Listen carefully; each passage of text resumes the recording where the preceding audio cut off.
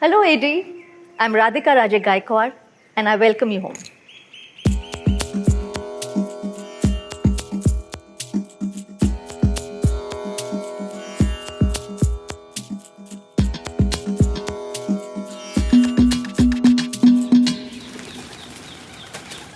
The palace was started in 1879 and completed in 1890. Took 11 years in the making. A palace of this size, 11 years is actually quite short. The stone was sourced locally, is Dhangadra sandstone, but a lot of the other elements came in from different parts of the country and also the world. We have stained glass from Europe, we have chandeliers from England and Belgium, and mosaic from Italy, sculptures from around Europe. It's an amazing mix of countries and cultures coming together in this space. I've lived in Lakshmi Vilas Palace for 23 years now. And even though the home is over 135 years old, it's always been a home. We have these informal spaces within this very, very ornate and sometimes overwhelming spaces. We are able to carve our little pockets of quietude and family time. I'm flooded by memories of my children playing here with the dogs, me having a cup of coffee with my husband here on winter mornings when I first came married. And I remember in this very courtyard, I would sit down here on these stairs and music will trickle down from the window of my father-in-law's music studio. And I would just sit here and listen to that. So, all these spaces become home the more you live in them and more memories you accumulate. They no more remain just walls and carvings.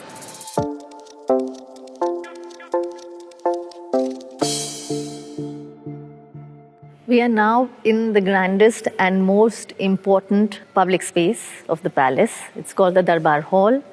This is where the Maharaja would host, greet, and attend to his subjects. And most recently, the space where Narendra Modi, our Prime Minister, and the Spanish Premier met for bilateral talks. So it continues to remain relevant and important in state matters. This space just knocks the wind out of me every time I walk in here. From the mosaic flooring with its malachite, mother of pearl, to the mosaic with its gold leaf on the walls, which still glints when it catches light. The ceiling, which is Islamic, it's in lacquer. The beautiful jharokas, which are a mix of rose and sandalwood. The beautiful reliefs by Felici. This is really a space which is meant to talk about the collaborations that came to exist 135 years ago between India and other cultures. One of the spaces that really fascinates me is this. I love the adaptation of an Indian traditional motif into a Western European craft style. So we have this rangoli. This particular design I have seen a lot in powdered rice, and women of the house would make this particular pattern, and it would be done so outside the doorway. This is very, very special that, something as traditional and intimate as a rangoli is adapted in a mosaic form, done by Italian craftspeople. Another example, again, are these spectacular stained glasses. We have Yashoda and Krishna, Balakrishna in two of them, and then you have Ram and Sita. This is where the Maharaja would be seated. This is where the audience would be. We are receiving the blessings of the deities right here in this space.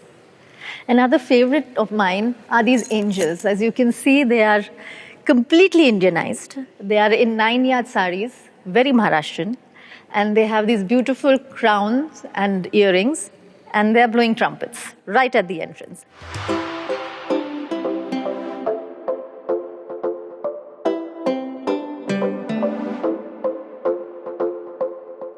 We are now in the most sacred part of the palace. This is the coronation room where the Maharaja is coronated. And this is the Gadi. It's actually really quite simple. The Maharaja is seated on this throne only once in his life. So right behind the Gadi, we have the Sita Bhumi Pravesh, which is the departing of Sita from Ram when she is being surrendered and retreating into the earth and saying her final goodbye to the family. This is to indicate to the Maharaja who is seated here that duty always comes first. Across the hall, we have the most important paintings of the Royal Gaekwad collection, and they are the Lakshmi and Saraswati by Raja Ravi Verma. These are the most recognized paintings of Indian mythology, and we have the originals here, and they are basically facing the throne, blessing the legacy and the dynasty. This room evokes a lot of emotions for me. This was the seat of power of the Gaekwad dynasty. It is underplayed by the Gadi, which is very humble and simple, but the artworks that surround this Gadi are indicative of how important this hall was.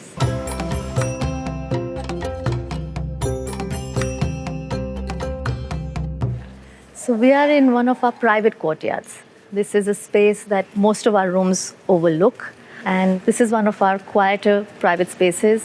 This particular fountain is one of my favorites. I love the tiles here. We have documentation that Royal Doulton had actually designed a fountain for this space. A day at Lakshmi Vilas Palace actually is quite usual and unusual. It has the regular chores and chaos of waking up in the morning, getting kids ready for school, grabbing a cup of coffee. But it also gives you incredible moments to pause and soak in the historic monument, if I may use the word, that I live in. The palace was really ahead of its time for more than one reason.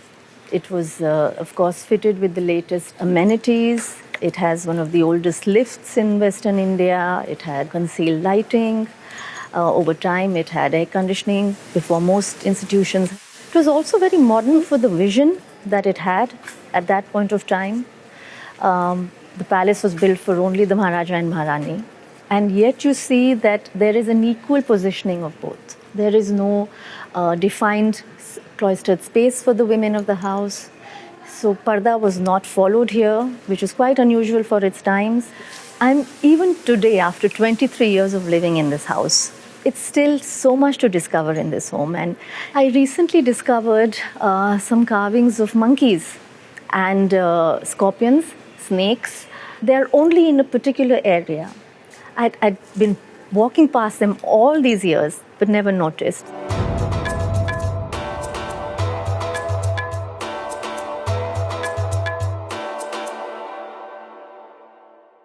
We are now in our private drawing room. This is where we entertain our guests. It's done in the French style. It's got wooden paneling. It looks very much like it did when it was first created for the family. We've got a little bit of personal touch with the cushions. We've got beautiful artworks from around the world. My favorite being these chiseled shells from Italy. I like my time here. I play music. It's a lovely view outside. I get a view of the golf course and the expanse. And of course, the beauty inside. My girls are here with the dogs ever so often on the carpet. It's really a space where we chill and relax. I think this is a space where we've kind of all tried to contribute a little bit of ourselves. I've never been able to, bring in a souvenir, say a tribal mask from Africa and plant it on the walls here. It would be travesty. It's very hard to strike that balance between maintaining traditional buildings in a Puritan way, as well as bringing in modernity. The palace has such a strong personality, and it should be able to take you back those 135 years for someone who steps in. But at the same time, we have to also be able to provide the basic comforts to ourselves and our family. So interestingly, this palace was made only for two people, for the Maharaja and Maharani. So we didn't have that many guest rooms. And as the family's grown, we did require them. So we've converted a boiler room into a guest room, and it's now one of our coziest rooms.